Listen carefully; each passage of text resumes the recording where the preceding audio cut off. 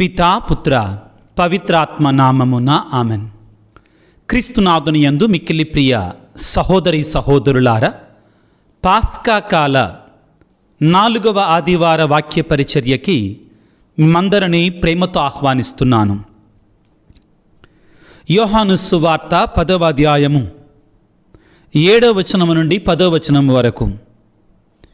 యేసు మరలా ఇట్లు చెప్పెను, గొర్రెల పోవు ద్వారమును నేనే అని మీతో నిశ్చయముగా చెప్పుచున్నాను. నాకు ముందుగా వచ్చిన వారందరూ దొంగలు, దోపిడీకాండ్రు.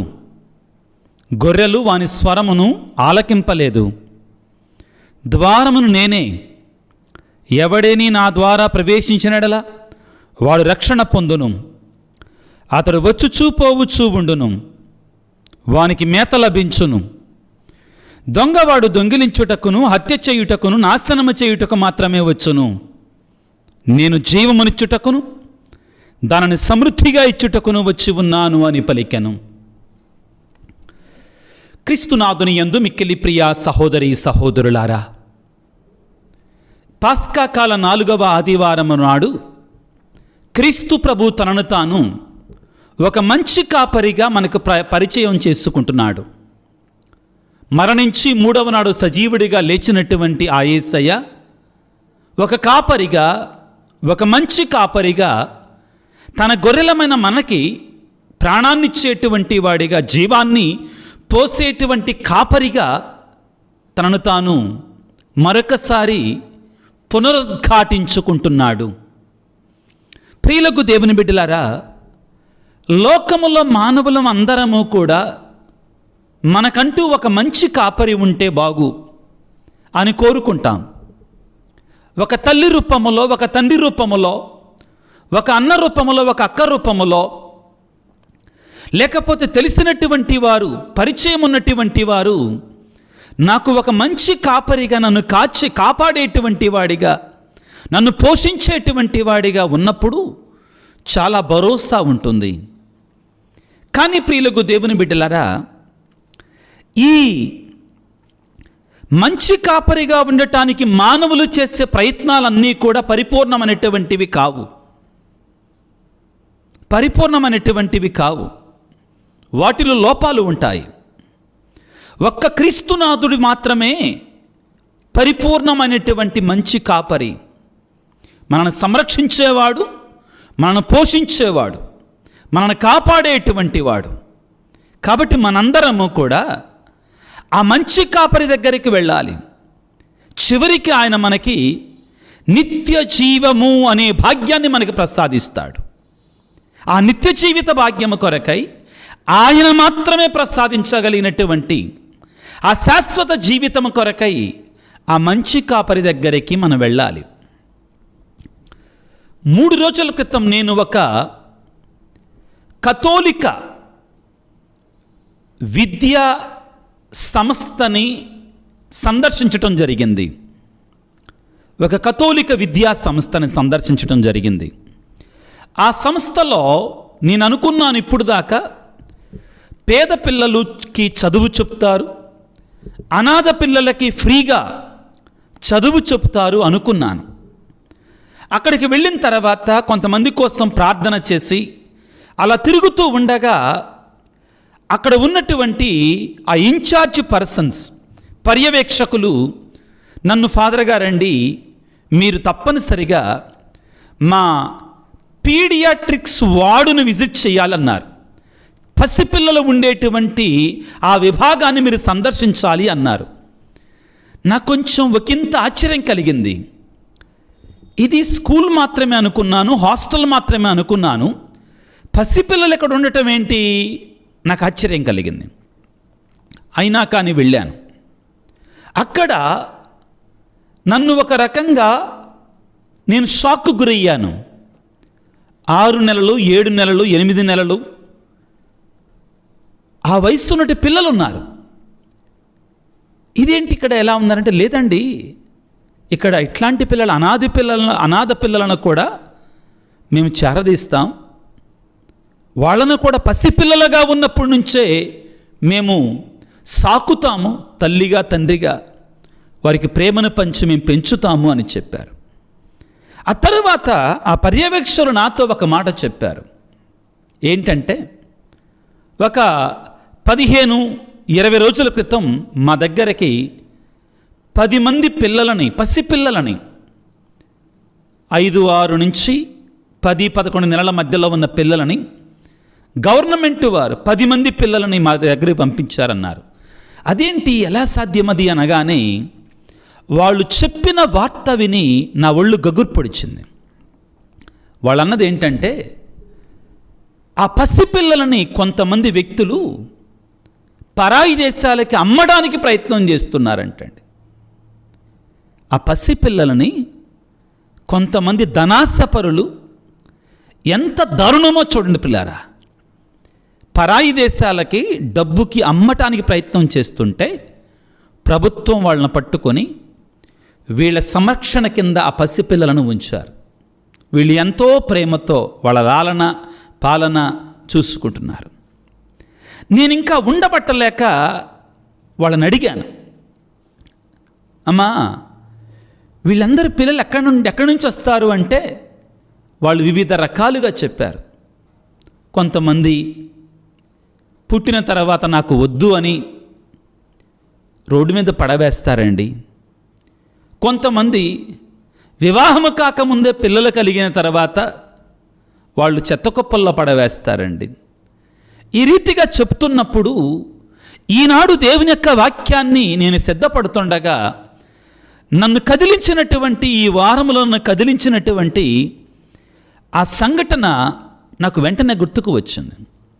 ఎందుకని అంటే, ఆ పిల్లలకి కాపరులుగా ఉండవలసినటువంటి వారు, ఆ పిల్లలని కాపాడవలసినటువంటి వారు, ఒక మంచి కాపరిగా ఉండవలసినటువంటి వారే వారిని రాక్షసులుగా పిలుచుకుతుంటున్నారు. వారిని అమ్ముకోవటానికి ప్రయత్నం చేస్తున్నారు. అటువంటి సందర్భంలో ఈ మన కథోలిక భావజాలము కలిగినటువంటి ఈ సంస్థలో, కథోలిక భావజాలము కలిగినటువంటి ఈ సంస్థలో గవర్నమెంట్ వారే స్వయంగా ఈ పిల్లలకి ఈ సంస్థ ఒక కాపరిగా ఉంటుంది,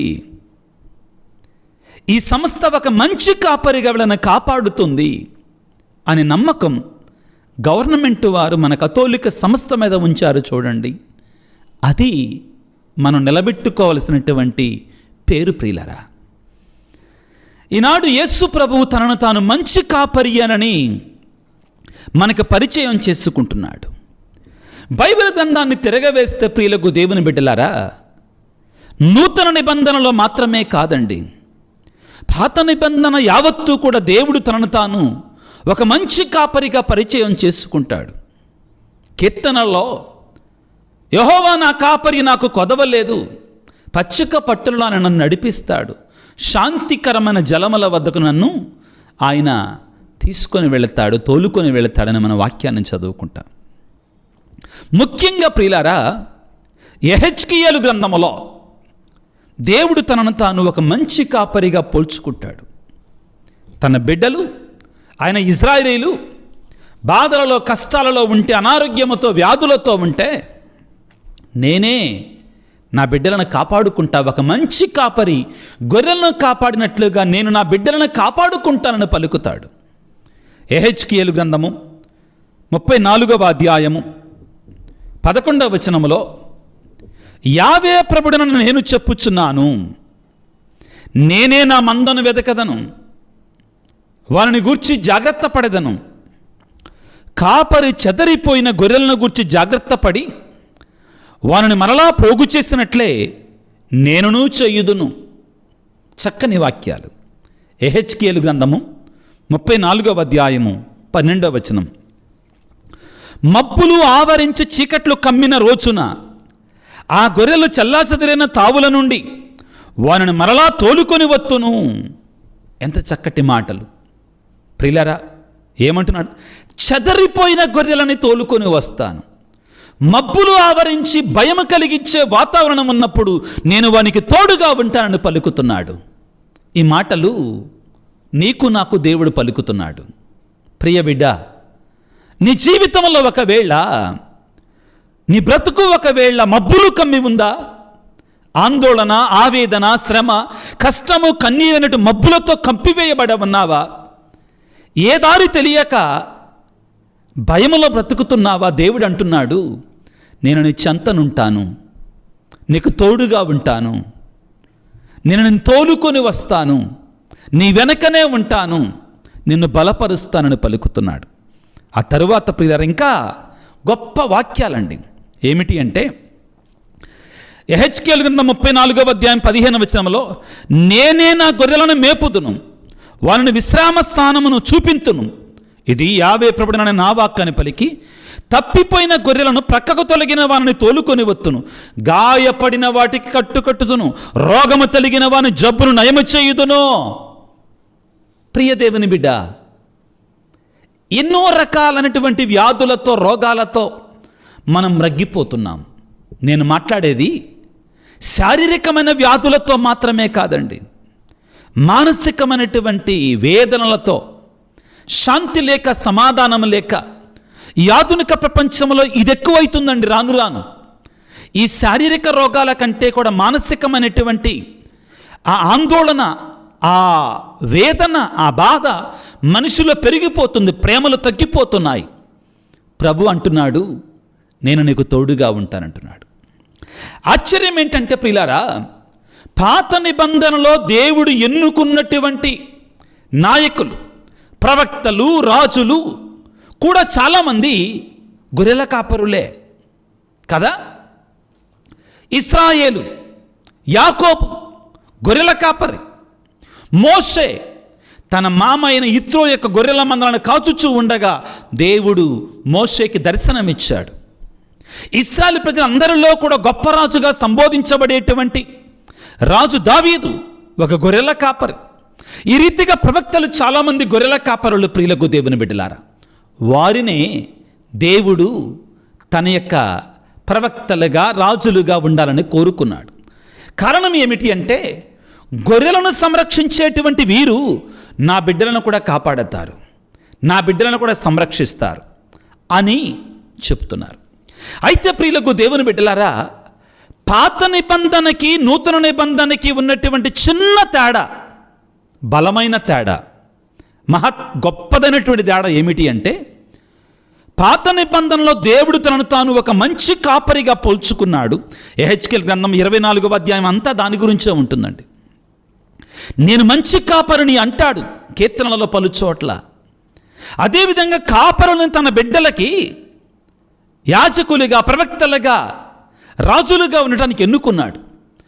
నూతన నిబంధన విషయానికి వస్తే ప్రియులారా, దేవుడు తనను తాను, క్రీస్తు ప్రభు తనను తాను ఒక మంచి కాపరిగా పోల్చుకోవటం మాత్రమే కాదు కానీ, ఈ మాట వినండి దయచేసి, క్రీస్తు ప్రభు తనను తాను ఒక మంచి కాపరిగా పోల్చుకోవటం మాత్రమే కాదు కానీ, ఆ గొర్రెల కొరకై తన ప్రాణాన్ని కూడా దారపోసేటువంటి మంచి కాపరిగా మనకు కనబడతాడు. తన ప్రాణాన్ని దారపోసి తన గొర్రెల ప్రాణాలను సంరక్షించేటువంటి, జీవాన్ని పోసేటువంటి మంచి కాపరిగా మనకు కనబడతాడు. ఈనాడు ప్రభువు ప్రియులారా, యోహాను సువార్త 10వ అధ్యాయము 1 నుండి 10 వచనాలు మనకి ఈరోజు ధ్యానాంశము. ప్రభు ఈ 10 వచనాలలో మనకు తెలియజేసినటువంటి కొన్ని విషయాలు ధ్యానం చేయడానికి ప్రయత్నం చేద్దాం. మొదటిగా యోహాను సువార్త 10వ అధ్యాయం 9వ వచనము ఏమంటుందండి? ఇదిగో ద్వారమును నేనే, ఎవడైనా ఈ ద్వారము ద్వారా ప్రవేశించినడలా వాడు రక్షణ పొందును. చాలా ముఖ్యమైన మాట. ఉత్థాన క్రీస్తు నీకు నాకు కూడా ఈ నిత్య జీవితాన్ని, ఈ రక్షణ భాగ్యాన్ని ఇవ్వాలని కోరుకుంటున్నాడు, ఆశపడుతున్నాడు. మంచి కాపరిగా తాను మరణాన్ని గెలిచి జీవానికి అధిపతి అని నిరూపించుకొని మనందరికీ కూడా నిత్య జీవితాన్ని ప్రసాదించటానికి ఆశపడుతున్నాడు. పలు చోట్ల ప్రియులారా, ఈనాడు మనం చదువుకున్న వాక్యములో నేను గొర్రెల ద్వారమును, గొర్రెల దొడ్డికి ద్వారమును అంటే పరలోకానికి మార్గము నేనే, పరలోకానికి మార్గమును నేనే అంటాడు. ఉదాహరణకి ఇప్పుడు చదువుకున్న వాక్యం యోహాను సువార్త 10వ అధ్యాయం 9వ వచనంలో, ద్వారమును నేనే, ఎవడైనా నా ద్వారా ప్రవేశించడలా వాడు రక్షణ పొందును. రక్షించేటువంటి మార్గం అది, రక్షణ ఇచ్చే మార్గం అది. ఆ తర్వాత యోహాను సువార్త 10వ అధ్యాయం 2వ వచనంలో, ద్వారమున ప్రవేశించువాడు గొర్రెల కాపరి. గొర్రెల దొడ్డిలోనికి ద్వారమును ప్రవేశింపక వేరొక మార్గమును ఎక్కి వచ్చేవాడు దొంగ దోపిడికారి. ద్వారం, మార్గం చాలా ముఖ్యమైనది. కాబట్టి కథోలిక విశ్వాసాన్ని అది ఒక మతం కాదు, ఒక మార్గం అంటారండి. ఏమిటి ఆ మార్గం? రక్షణ మార్గము. కథోలిక విశ్వాసం అది ఒక మతం కాదు, ఒక మార్గం. ఏంటి ఆ మార్గం? రక్షణ మార్గం, జీవాన్నిచ్చే మార్గం, రక్షణ కొని తెచ్చే యేసయ్య మార్గం అంటారండి. ఇది పరలోకాన్ని చేర్చే మార్గం. యేసయ్యే ఆ ద్వారం, యేసయ్యే ఆ ద్వారం. ప్రియులారా, ఈ ద్వారాన్ని ఎలాగ అర్థం చేసుకోవాలంటే, ఇశ్రాయేలు ప్రజలు యేసు ప్రభువు కాలంలో జరిగినటువంటి ఆ వివరణ, ఆ జరిగే సంఘటన మనం అర్థం చేసుకోవాలి. పగలంతా కొండలలో, కోనలలో, మీరు ఇశ్రాయేలు దేశం వెళితే అన్ని కొండలు గుట్టలు ఎక్కువ కనపడతాయి. అక్కడ గొర్రెలను మేపుకున్న తర్వాత ఆ గొర్రెలను తీసుకొని వచ్చి ఒక 4 అంతస్తులు, 4 అడుగులు లేకపోతే 3 అడుగులు హైట్ ఉన్నటువంటి ఆ రోజుల్లోనండి ఒక కంప లాంటి ఒక చుట్టూ కూడా వేస్తారు. కానీ దానికి ఒక ద్వారం కావాలి కదా, అవి బయటికి వెళ్ళటానికి రావటానికి. ఆ ద్వారం దగ్గర రాత్రిపూట పులులు కంటే తోడేళ్ళు ఎక్కువ, తోడేళ్ళు, నక్కలు ఇవి వస్తాయి, అడవి మృగాలు వస్తాయి. కాబట్టి కాపరి ఏం చేస్తాడో తెలుసా? ఆ ద్వారం దగ్గర తన ఆయుధాలతో అడ్డంగా పడుకుంటాడు. ఆ ద్వారం దగ్గర కాపరి అడ్డంగా పడుకుంటాడు. ఎందుకు? యేసు ప్రభువు యోహాను సువార్త 10వ అధ్యాయంలో 9వ వచనంలో గొర్రెల దొడ్డికి ద్వారమును నేనే అని ఎందుకు పలుకుతున్నాడు అంటే, ఇదిగో ఇదే కారణం ప్రియులరా. యోహాను సువార్త 10వ అధ్యాయం 7వ వచనంలో, అందుకు యేసు మరలా వారి తుట్లో పలికెను, గొర్రెల పోవు ద్వారమును నేనని మీతో నిశ్చయముగా చెప్పుచున్నాను. మరలా నేనే ద్వారాన్ని అంటున్నారు. ఏంటి ఇందులో ఉన్నటువంటి మర్మం అంటే, ఆ గొర్రెల కాపరి ఆ ద్వారం దగ్గర అడ్డంగా పడుకుంటాడు తన ఆయుధాలతోటి. అంటే ఒకవేళ ఏదైనా క్రూర మృగం వస్తే నన్ను చంపిన తర్వాతే నా గొర్రెల జోలికి వెళ్ళాలి. నేను నా గొర్రెల కొరకే ప్రాణాన్ని పెడతా, కానీ ఆ క్రూర మృగం నా గొర్రెల జోలికి వెళ్లకుండా నేను చూసుకుంటా. ఇది నేనే మార్గమునని పలుకుతున్నాడు. గొర్రెల పోవు మార్గమును నేనే అని పలుకుతున్నాడు. ప్రియులకు దేవుని బిడ్డలారా, ఆ తర్వాత మంచి కాపరిని తన గొర్రెలు తెలుస్తాయి. మంచి కాపరికి తన గొర్రెలు తెలుస్తాయి. ఏంటి ఆ గొర్రెలు? ఏ గొర్రెలు? ఈ విషయాన్ని మనం మత్తయి శుభవార్త 10వ అధ్యాయం 14వ వచనంలో కొంచెం స్పష్టంగా తెలుసుకుంటాం. నేను మంచి కాపరిని, నన్ను నా తండ్రి ఎరిగి ఉన్నట్లు నేను నా తండ్రిని ఎరుగుదును, అట్లే నేను నా గొర్రెలను, నన్ను నా గొర్రెలు ఎరుగును. అంటే ఆ యేసయ్యకి మనతో ఒక అవినాభావ సంబంధం ఉందండి. ఆయన ఎక్కడో దేవుడు ఆకాశంలో ఉంటాడు, నేను భూమి మీద ఉంటాను కాదు. ఆయన మనతో ఉంటాడు, మనల్ని ఎరిగినటువంటి వాడు, మన ప్రతి అణువు తెలుసుకున్నటువంటి వాడు. బైబిల్ గ్రంథంలో పలుచోట్ల నేను ఎరిగి ఉన్నాను అని పలుకుతాడు కదా. ఇర్మియాతో ఏమంటాడండి? ఇర్మియా గ్రంథం 1వ అధ్యాయం 4వ, నీవు నీ తల్లి గర్భములో పడకముందే నేను ఎన్నుకున్నాను, నేను నిన్ను చూచితని, నువ్వు నాకు తెలుసు, నువ్వు నా బిడ్డవి. యెషయా గ్రంథంలో 49వ అధ్యాయం 15-16 వచనాల్లో, తల్లి మరచిన నేను మాత్రం నిన్ను మరువను, నీ పేరు నా అరచేతులలో చెక్కుకున్నాను అంటాడు. ప్రియులకు దేవుని బిడ్డలారా, ఇదిగో యెషయా గ్రంథం 43వ అధ్యాయం 1వ వచనంలో, నేను నిన్ను పేరు పెట్టి పిలిచితిని, నీవు నా వాడవు, నీవు నా దానివి. మనం ఆయన సొంతం, ఆయన తెలుసు మన గురించి. కీర్తన 23:1, యెహోవా నా కాపరి, నాకు ఏ కొత్త వయ్యలేదు. ఆయన నా కాపరి, నా గురించి ఆయన తెలుసు. ఆయన మనల్ని ఎరిగినటువంటి వాడు.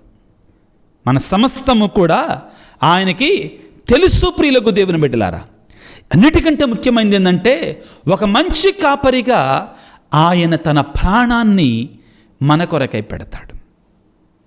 తన ప్రాణాన్ని మన కొరకే పడతాయి. ఈరోజు చదువుకున్న వాక్యానికి ఒక్కడుగు ముందుకు వేస్తే యోహాను సువార్త 10వ అధ్యాయము 11వ వచనములో, నేను మంచి కాపరిని, మంచి కాపరి గొర్రెల కొరకు తన ప్రాణములను ధారపోస్తాడు.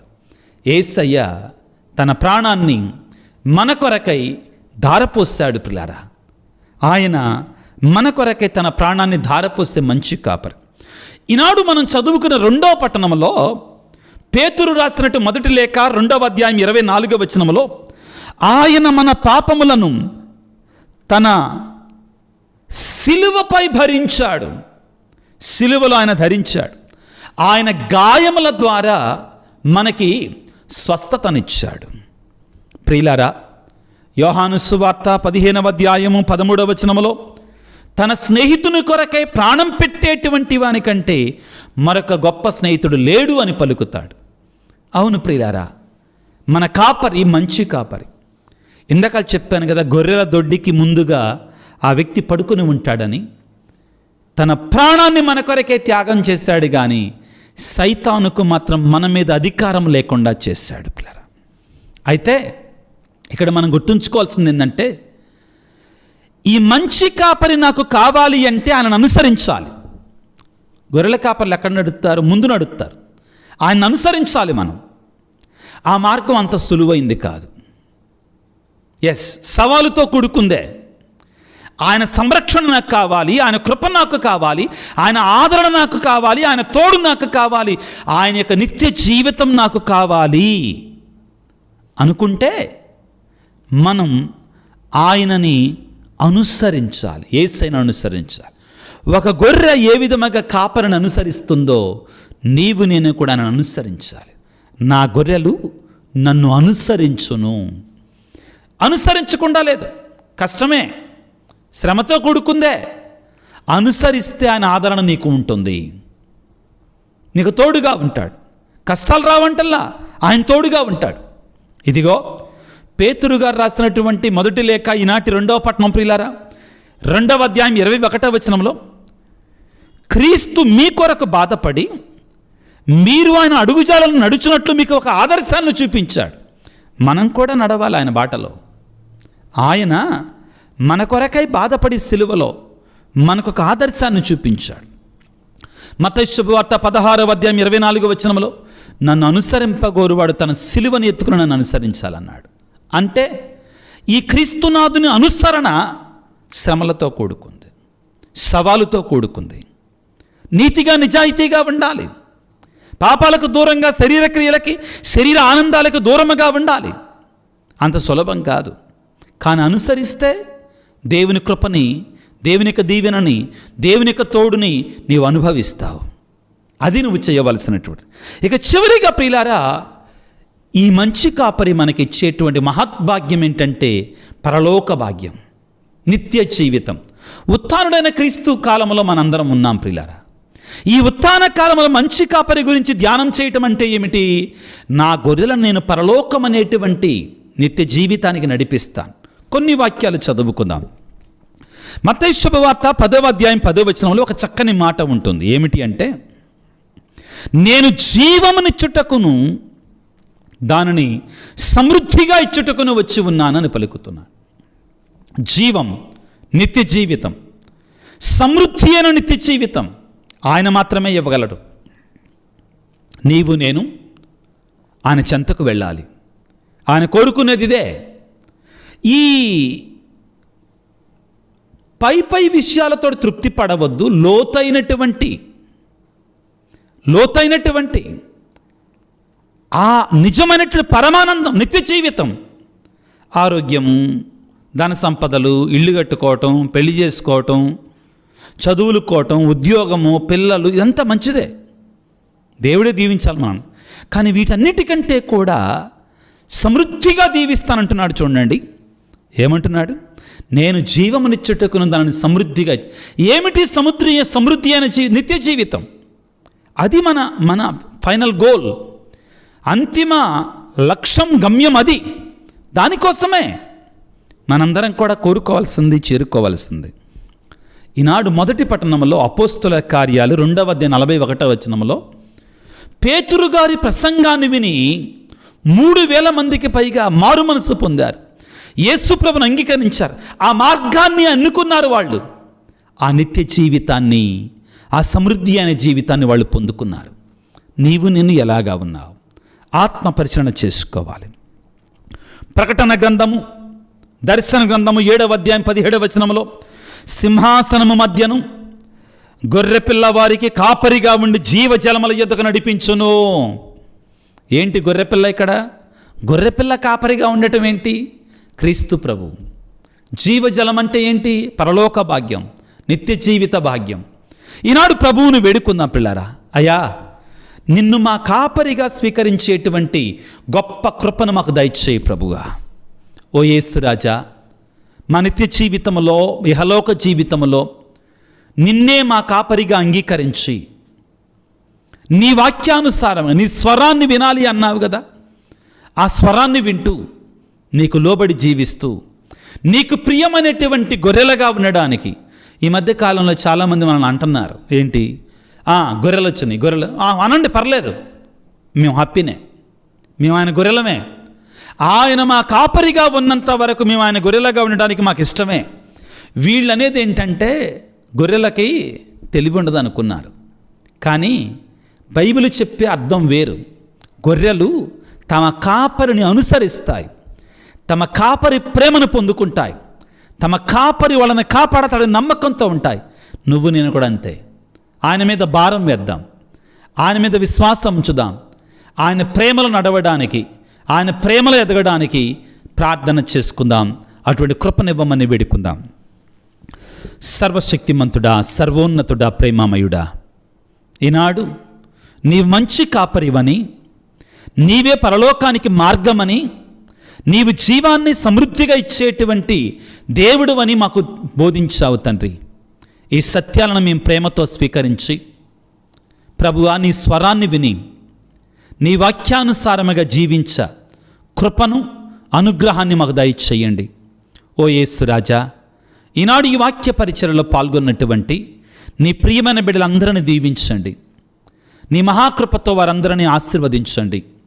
ముఖ్యంగా ప్రభువా, ఎవరైతే అనారోగ్యముతో బాధపడుతున్నారు, ఈనాడు యెహెజ్కేలు గ్రంథంలో 34వ అధ్యాయంలో పలికావు, గాయపడిన గొర్రెలకు కట్టు కడతాను, అనారోగ్యముతో ఉన్నటువంటి వారిని స్వస్థపరుస్తానన్నావు.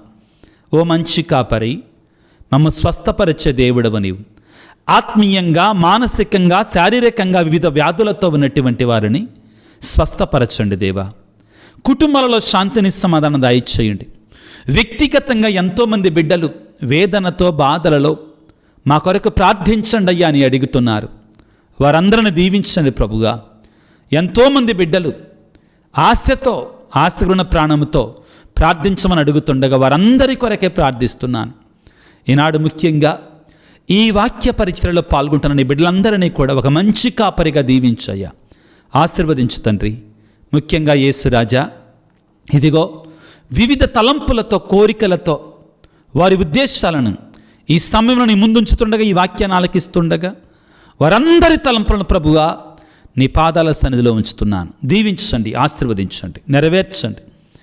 అదేవిధంగా ఈ వీడియో కింద ఎవరైతే ఉద్దేశాలు ఉంచుతున్నారో వారందరి ఉద్దేశాలను ప్రభు ఈ క్షణంలో నీ ముందుంచుతున్నాను. దీవించండి ప్రభుగా, ఆశీర్వదించండి. ప్రత్యేకంగా ఈ పరిచర్య ముందు కొనసాగటం కొరకై ఎవరైతే ఇతోధికంగా సహాయం చేస్తున్నారో వారందరిని కూడా మీరు దీవించమని, ఆశీర్వదించమని మా నాథుడైన క్రీస్తు ద్వారా వేడుకొనుచున్నాము తండ్రి. ఆమెన్. ప్రభువు మీతో ఉందురుగాక, మీ ఆత్మతో ఉందురుగాక. సర్వశక్తిగల సర్వేశ్వరుడు పిత, పుత్ర, పవిత్రాత్మ మిమ్ము మీ కుటుంబాలను చల్లగా దీవించి ఆశీర్వదించి కాపాడుదురుగాక. God bless you. దేవుడు మిమ్ము దీవించుగాక. ఆమెన్.